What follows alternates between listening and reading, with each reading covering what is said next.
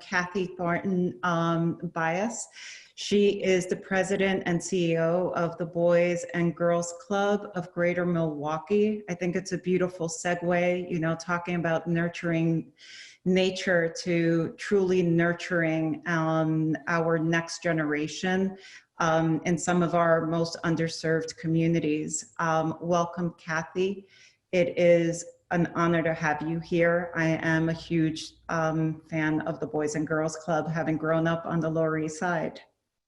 Thank you for having me. Thank you for the opportunity as well.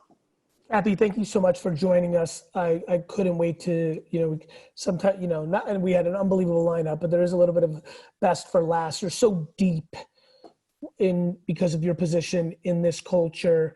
A, thank you. B, what have you observed over these last very interesting times in the last 100 days, COVID, BLM, like what are your observations as we sit here today, State of the Union, fingers on the pulse? What are some thoughts on what Gen Z is feeling? What are you seeing? Yeah. First of all, I would say that being in the COVID-19 crisis and then plunging headfirst into the systemic racial injustice in our country has been the 1-2 punch, right? Like yeah, if it just when you thought it couldn't get any worse, it gets worse. And so what happens for kids who are growing up in poor communities, marginalized communities, is that first there's this notion, and I'm so glad you asked this question, Gary, there's a notion that safer at home means safer. Right. Right. So that's presumption number one. And so for a lot of the kids that we work with, safer at home is in fact not safer. Millions of kids every day go to school, and that's not just where they learn, it's where they eat. So when you talk about basic human needs of where do I find food, where do I find shelter, where do I find a loving adult who I can trust, for a lot of kids, that is school. And so when you take that away, you've essentially ripped the rug out from under their little feet. What we're seeing in our community, and of course, many of you have heard about Milwaukee, I'm sure if you have not been here, Milwaukee has been rated the most segregated city in the United States of America. Milwaukee is the city from which their very well-known book, Eviction, was based. So Milwaukee has this historical wave of issues regarding race, in my opinion, not much unlike the rest of the nation, but we are a concentrated city that is truly very segregated. And so that tinderbox was arguably ready to blow regardless, right? Add on top of it COVID-19, a time where the people that are dying of the disease in our community are African-American men over the age of 55. Hands down. Yep. Almost a death. The data has been very clear. So when you add that into the mix of a child's life, what you take is an already sort of unstable, undependable foundation, and you just jam it with cracks and more cracks and more cracks. And so whatever footing there had been prior is now, in many cases, completely gone. We've seen a dramatic increase in domestic violence in our community since COVID-19, a dramatic increase in suicide rates, a dramatic increase in requests for psychiatric medical transport. And what that means to me is that people are having actual physical reaction beyond the illness itself, but physical reaction to this. And guess who it hits the most? Kids. The kids, of course, it all funnels down, right? And exactly. The mental anguish becomes physical, and away we go. Exactly. And so it's not a question of, can we garden or can we go outside into our backyards? We don't have a backyard. We don't have a place to plant. We don't have access to Wi-Fi. 25% of families that attend Milwaukee public school system, which is $1 billion company here, don't have access to Wi-Fi. So these opportunities to do a lot of the things that you all have been talking about just don't exist for our kids. They didn't go home with the laptop when their school shut down. They went home. Period. Right? And to your point, they went home from the place that for many of them, unfortunately, is their escapism. Precisely. And whether that's school or groups like the Boys and Girls Clubs, you know, we are that safety net for the community. We are the groups that stand in the gaps and hold kids and hug kids and give them the things that they may not be able to receive at home. And so again, when you take those things away, these are creature comforts for our kids. This is life and death for our kids. We had a man come in and murder the mother of his children and all of his children 4 blocks away from the Boys and Girls Club 2 weeks after we shut down. Devastating. He killed 5 people at 10 o'clock in the morning. And we were open, of course, because we're doing food distribution like a lot of people are doing to help fill in those gaps. But now you see, you know, police helicopters circling the neighborhood and blocks away from our most historic Boys and Girls Club. And I'm thinking, oh my God, maybe if we had been open. Yeah, of course. Maybe you know, kids could have been there. I've had a lot of, you know, I'm always playing the game of like practicality and optimism. Yes. And a lot of people were struggling at first that I am friendly with or influence, and had a lot of conversations and tried to remind people, you know, the reverse of that actually, which was, you know, if COVID started a month earlier, Kobe Bryant would be alive and maybe alive for another 50 years. And, you know, I always go into that. How many people's lives were saved by COVID because they were destined to get into a car accident on the highway in the middle of COVID? You know, and obviously I'm sure that went through your mind, unfortunately, in the reverse. Yeah. And in communities that are under-resourced and underserved, those statistical probabilities never roll in your favor. No, it goes the other way. I don't care how many times you roll the dice. That's right. It's not going to roll in your favor. It's snake eyes.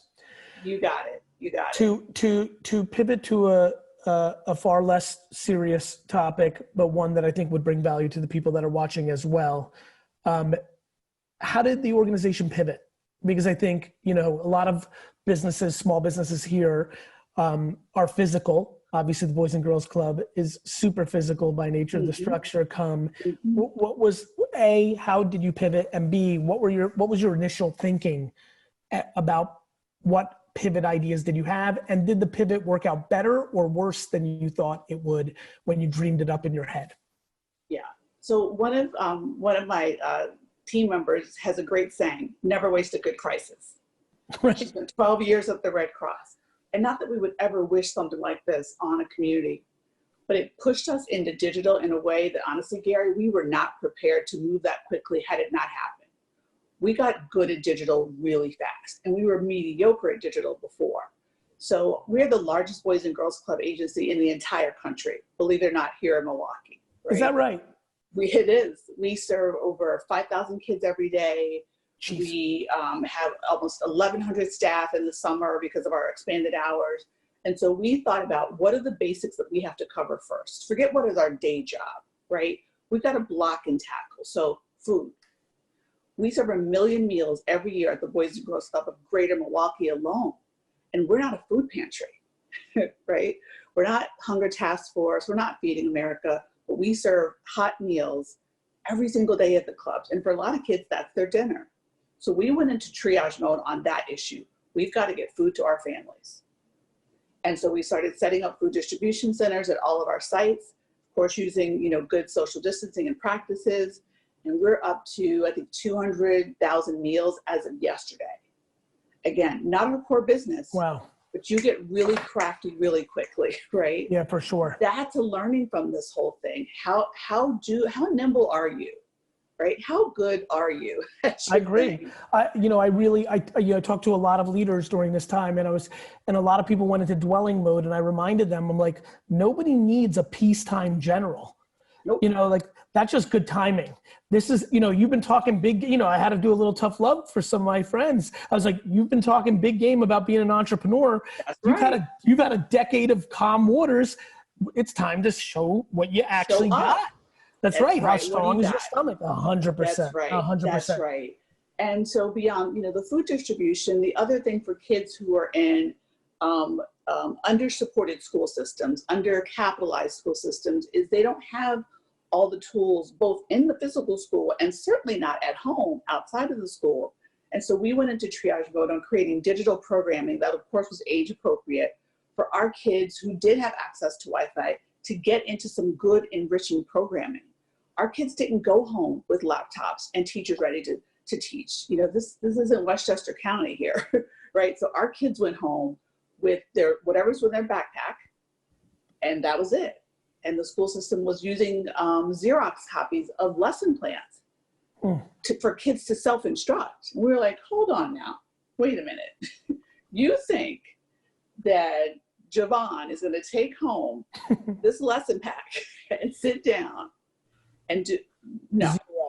Javon needs 0.0. And so we went into, again, going from being a mediocre agency at digital to being a really good agency at digital. And we've got probably 400 hours right now of constant programming that's up and has been up, mind you, 5 days after COVID. Kathy, what about the counterpoint? Because I've been spending a lot of time with, organizations that are trying to provide internet.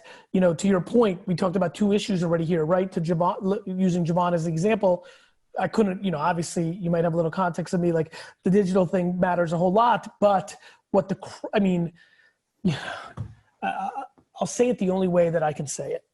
There is no logic whatsoever that the greatest country in the world, the richest country in the world, is not in a situation where people have accessible internet at home in every single corner. And so the packets, ironically, to your point, no shot, ironically and devastatingly, for a lot of people that don't have internet or laptop or phone, packet was the only way to go, right? So it was a really interesting kind of mix because I was seeing it on both fronts. Yeah.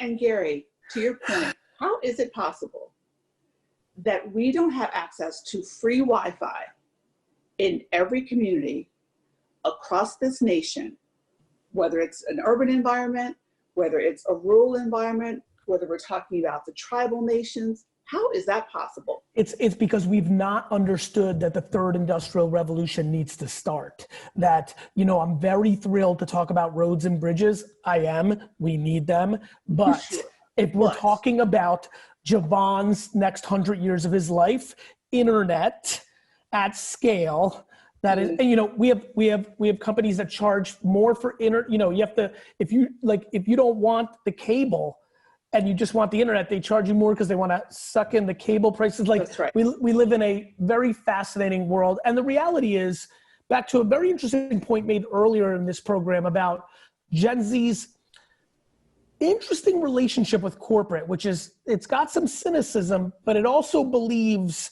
that there's something there. It's funny, when we were just talking, I'm like, when is Google going to get done with these balloons, these satellites in space that just cover the US?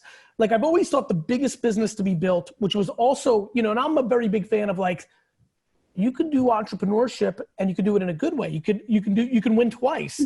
The biggest company in the world is the one that puts satellites into the universe, does free internet everywhere, and the only thing they get in return is when you sign on, they control the first screen, say welcome, and whatever promotion or marketing they want to, and they'll build the biggest company in town. That would be awfully nice. Gary V for president. Hey, listen, I promise you, if I was born here, I'd be marketing like hell right now. What about for you, Kathy? Final couple minutes, and then I want Wanda to sneak in. Just real quick, biggest thing that you started using in a different way, technology-wise or consumption-wise? New podcasts? Did you get into a little bit of Netflix binging at night just to escape a little bit? Are you using a new app? Anything hit your radar? I think one of your panelists mentioned TikTok.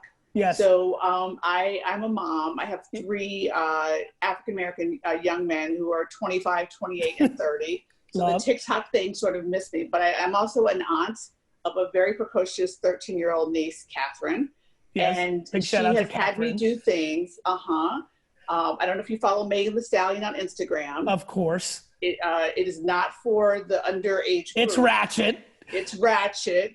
Classy, bougie, the whole thing. I know where you're going. Doing some things on TikTok that I would not want the world to see. Good for you. I have. You got to do it for little Catherine. Wanda, jump in.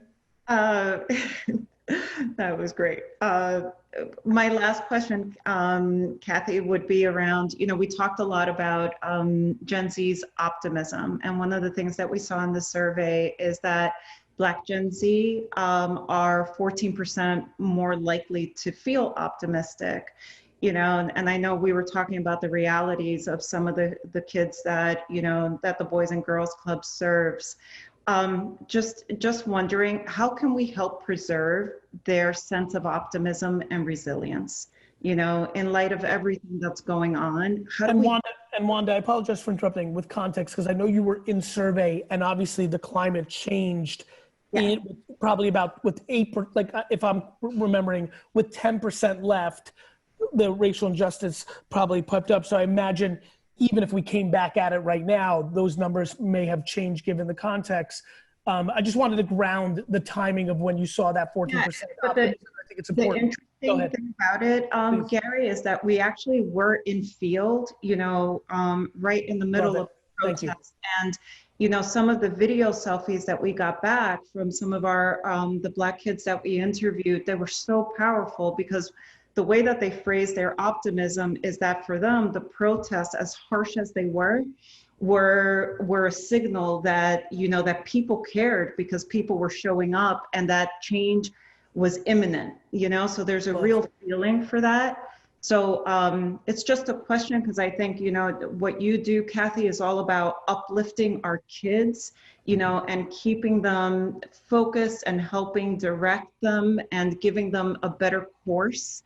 You know, how do we keep that resilience in them, and how do we keep them, you know, optimistic? You know, again, I would say that the way they look at the world and the way they act in the world requires old people to get out of their way. Yeah. Yeah. Get out of the way. Yeah. They don't want to hear about what the 54-year-old mama wants. Like, sit down and let me show you how to do this. Now you can help us with your talent, with your treasure and your time, but your thoughts, keep it. Because you haven't done a good job thus far. Because if you did, we wouldn't be in the situation right now. You've had since 1619 to figure this out. Let us take the wheel. Yeah. And I hear that loud and clear. And I respect that, because you know what? We haven't done a good job. It's practical. It's a fact. It's a flat fact. So get out of the way, old people. Number two is... Kathy, can I interrupt? I apologize, because this fires me up. So I have this conversation a ton. Me too. I have this conversation a ton, and I'm literally recalling something I did in a little group Zoom the other day with some youngsters. And literally, then I looked at them and said, then fucking vote. You know, get out of the way, old people, right? Like, get out of the way, old people, then fucking vote. Because the youth, my generation, your generation, this generation, they don't vote. Mm-hmm. And we have a whole generation of keyboard warriors who are great at tweeting their thoughts, but they act on it zero. And we're getting older. Look at the two candidates for president of the United States. They're a fucking 1,000. Like we're getting older. Okay. And so, like, for every youngster that's listening right now, like, don't give me some bullshit that your vote doesn't matter. I'll punch you in the fucking throat. Go fucking register and vote. Sorry, Kathy, go ahead. Okay. So maybe you can't be president, Brother Gary, with the F-bombs dropping. But, you know, listen. By the way, based on the way things are going, that would be minor fucking leagues if I was cursing. Go ahead. I sense and hear I share your frustration. Yes, but I want it for them. Let me play the other side of this card. Please. They have not seen in the generations in which they've lived, because for my kids, myself or for them, voting matter at all. They've seen elections be hijacked in their faces. They've seen due process be unprocessed. They've also, I also promise you, Kathy, with all the love in the world, because you're my fave, like, your great grandparents would come down and punch your three boys in the face. They said that because they saw a Black president get, you know, like there's also that. It's like my great grandparents, who I had the pleasure of growing up with most of my adult life until I was in my late 20s. Amazing. They also had never seen a computer or a cell phone. For sure. Right? So that would be them. I would be like, Grandmama, get on this phone. She's like, baby, I'm not going to do it. It was scary. That's the devil's tool. She's not going to do it. So, like, let's put some perspective when we're calling on the ancestors, right? Yes, my only point is voting isn't wrong. but it's not the only answer. These kids No, have it a is not. power over brands. They will burn your brand to the ground. But you know what? I don't know if you heard. Company, I don't know if you heard it earlier. And this is back to the love I was giving those kids. Like, go vote. They will burn your brand on the ground on Twitter for 48 hours, and then because I do this work, and then you come back 6 months later, and the brand is not declined. You know, all the brands that Trump bans are going to cancel. All the brands that on the other side are going to cancel. They're not canceling them. You know, I like if Chick-fil-A is not going out of business. Well, first of all, it's a damn good sandwich, so it's not. Well, listen, right. so but you know, these are real Listen, I'm with you the most, but then you look at and this is the point right now, and this is why I'm excited because I want to help them with all my soul. We're in a great place. To your point, they're thinking at a level that we have not seen before. Yes, we just and they're engaging in discourse. Yes. At a high enough level to understand the facts and understand the stakes. And I would say heretofore, those two things were not linked. I think that's right. What you're saying, I think we're coming to some mutual agreement in that it's not in the absence of voting, but it's also in the presence of something additional. So we are leading an effort, number one, to open all of our clubs to be voter registration polls this November. We are lobbying using all of the resources of our great board members and all their influence to be like, okay, we've got 6 inner city clubs. We open them. I will pay my staff to be able to volunteer there and take a day off from work because we want brown people to vote. And we will take all of our fleet of vans and shuttle these kids who are around town to have their first time, quote unquote, with us, vote. So it's not an absence of voting. And by the way, you'll appreciate it. Extra piece. We have unbelievable aligned views on this. To your point, I'm with you on that. If they want to cancel brands because they don't support them the right way, which is very powerful, I'm like, let's go, but just do it because people, you know, razz it and then 48 hours later buy it.